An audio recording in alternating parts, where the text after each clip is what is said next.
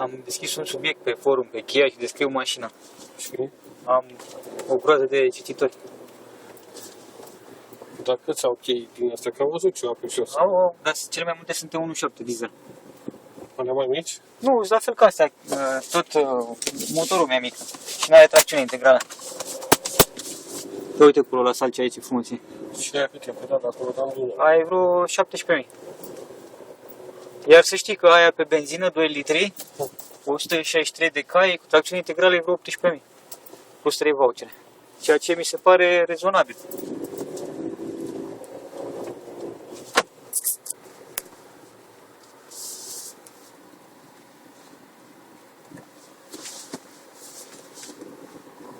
Pe mine mă fascinează apa, dar nu știu să not.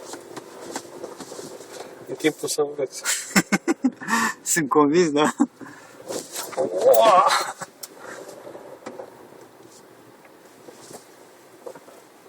Uite aici ce locuri de pescuit frumoase și curățică din aia.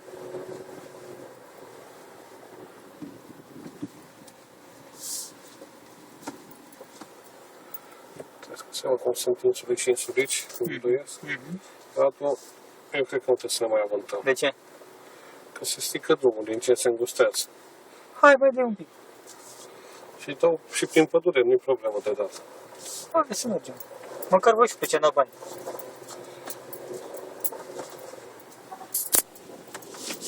Că de asta am luat-o. Asta aici. E ușor aceea că e mare de dâng.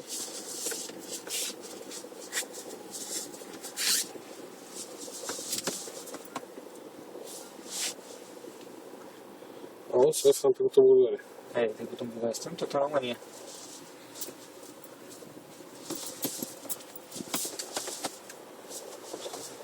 Vezi că sunt pe Mittel Bulgaria. Da?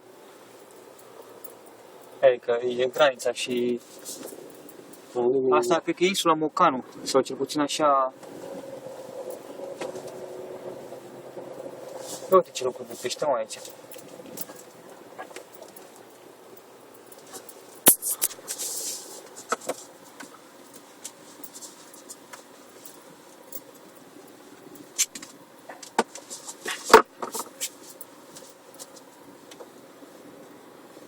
Să ai o barcă aici, n-ai treabă.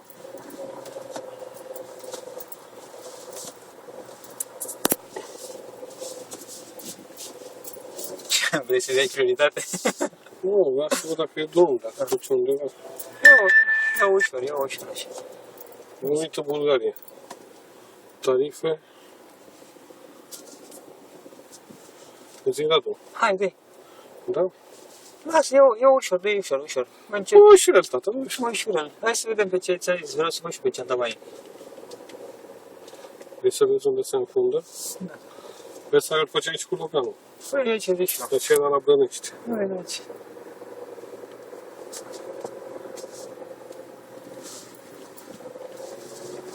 Ușurel click-ul. Dar simți că trage spatele? Nu. Nu? O merge numai pe față. Că de ce să tragă spatele? Asta cuplează automat? Da. Când patinează. Îmi patinează. Ia uite, vii aici frumos la pește, n-ai treabă, e și umbră și de toate. De ce nu întoarce? De ce întorci? Nu întorc. Hai să ne întâmplă cu Trage frâna de mână. E pe parking se blochează... A, automat? Nu știu. Se închide ușa?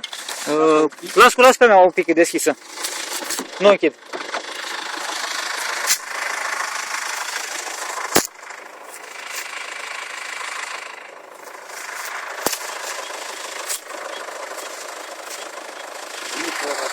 Ha?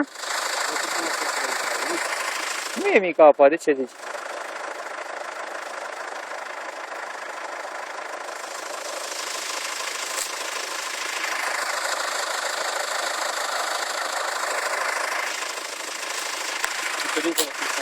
Da, da.